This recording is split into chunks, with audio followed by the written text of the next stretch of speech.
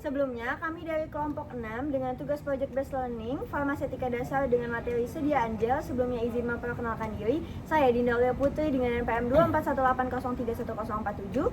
Saya Nabila Rabani dengan NPM 2418031044. Saya Nia Amelia dengan NPM 2418031046. Saya Ani Wayan Jelibora dengan NPM 2418031043. Saya Nito Dika Agama dan NPM 2418031045. Saya Jafri Agnes Putri dengan NPM 2418031048.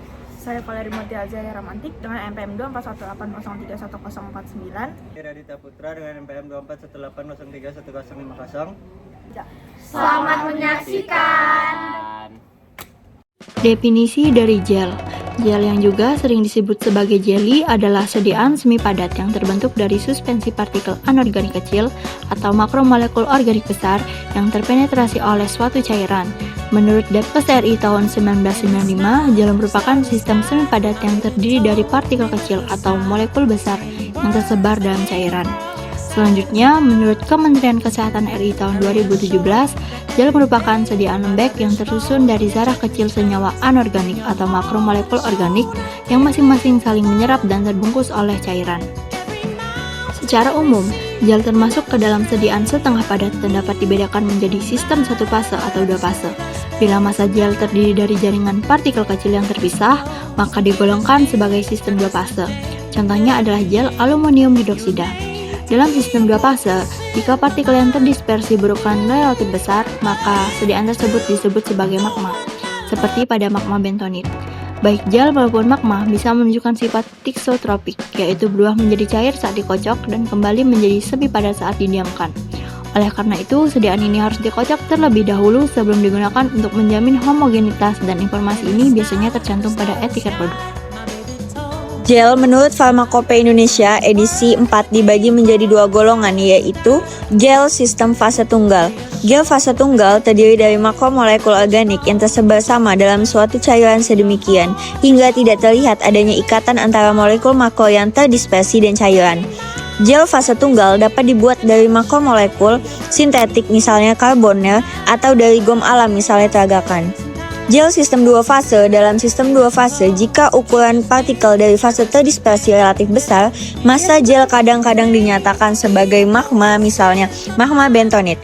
Baik gel maupun magma dapat berupa thixotropik, membuat semi padat jika dibiarkan dan menjadi cair pada pengocokan. Sediaan harus dikocok dahulu sebelum digunakan untuk menjamin homogenitasnya.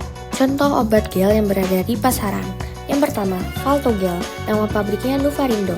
Kandungannya natrium diklofenak 10 mg per gram. Indikasi, inflamasi karena trauma pada tendon, ligamen otot persendian, rematik jaringan lunak, serta penyakit rematik yang terlokalisasi. Kontraindikasi, hipersensitif, sensitivitas hilang terhadap aspirin atau obat antiinflamasi non-steroid. Dosisnya 3-4 kali sehari, dioleskan pada tempat yang sakit. Kemasan tuk 15 gram.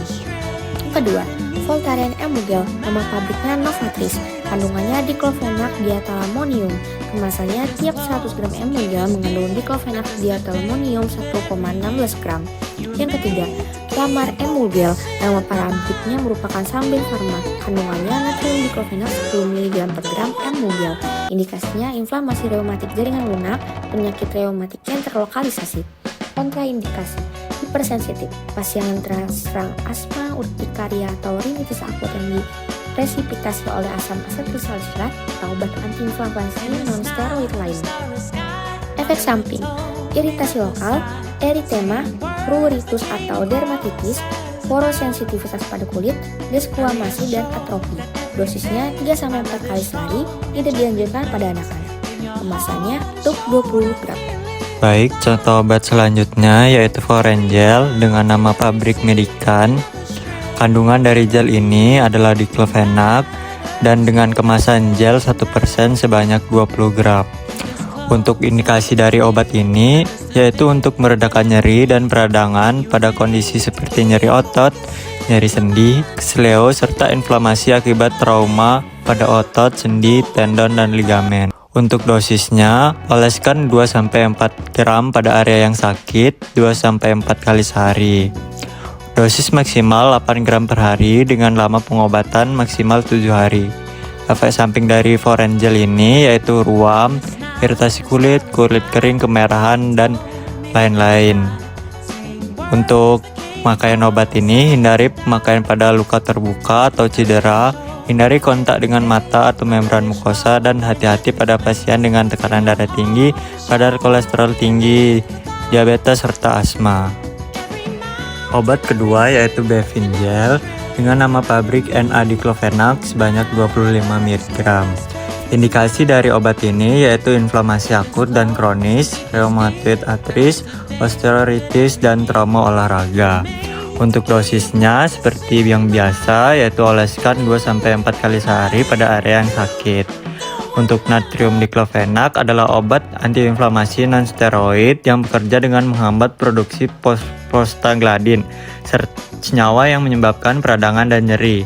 Untuk penggunaan topikal seperti dalam bentuk gel, dapat membantu mengurangi nyeri dan peradangan lokal dengan efek samping sistemik yang lebih minimal dibandingkan dengan sediaan oral. Selanjutnya adalah gambar contoh obat yang beredar di pasaran. Gambar pertama yaitu adalah Foreign Gel yang tadi sudah saya jelaskan.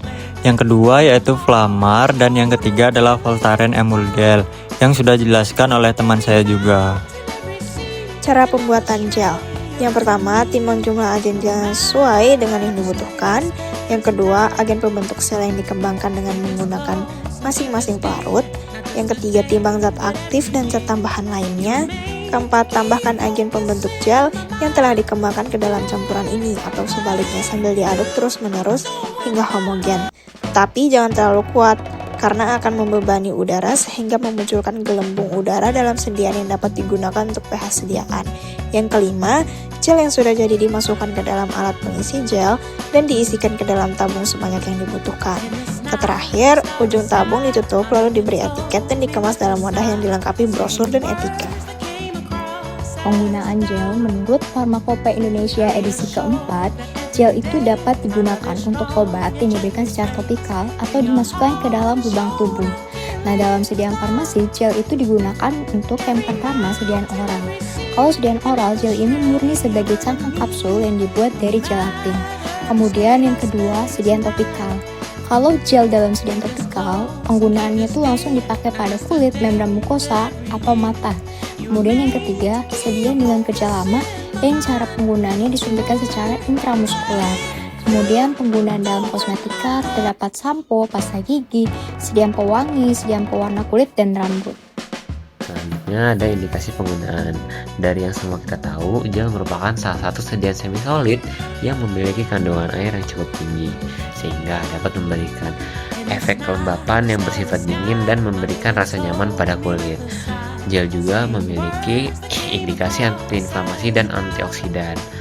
Kemampuan melembabkan pada gel juga memberikan efek melembutkan, menghilangkan kerutan, serta mencegah iritasi pada kulit. Jadi buat teman-teman atau bapak ibu sekalian, kalau misalnya kulitnya kering atau kasar, itu boleh banget pakai gel. Cara penyimpanan sediaan gel. Sediaan gel harus disimpan di tempat yang dingin pada wadah yang tertutup rapat agar zat yang terkandung tidak mudah rusak maupun hilang karena udara. Sediaan jenis ini juga harus terlindung dari suhu tinggi maupun dari sinar matahari langsung. Sediaan yang mengandung air dan berpengawet seperti gel memiliki batas waktu penggunaan selama 35 hari pada suhu ruang dan terkontrol. Kesimpulannya, gel merupakan sediaan semi padat yang digunakan secara topikal ataupun melalui rongga tubuh. Gel memiliki keunggulan seperti memberikan efek dingin, mudah diserap kulit, mudah dicuci, serta pelepasan zat aktif yang optimal. Dalam proses pembuatan gel, ada beberapa aspek penting yang perlu diperhatikan seperti komposisi bahan zat aktif dan gelling agent, metode pembuatannya, serta evaluasi mutu sediaan gel yang mencakup homogenisitas, viskositas, stabilitas, dan sifat tiksotropik. Agar gel itu dapat digunakan secara efektif dan aman dalam terapi, gel harus memenuhi standar farmakope. Selain itu, penentuan dosis, penggunaan, penyimpanan yang tepat, serta penamaan yang sesuai dengan peraturan merupakan komponen penting dalam menjamin kualitas gel. Nah, itu dia tadi penjelasan dari kelompok kami tentang sediaan gel. Mungkin itu saja yang dapat kami sampaikan. Kurang lebihnya kami mohon maaf. Kami akhiri. Wassalamualaikum warahmatullahi wabarakatuh.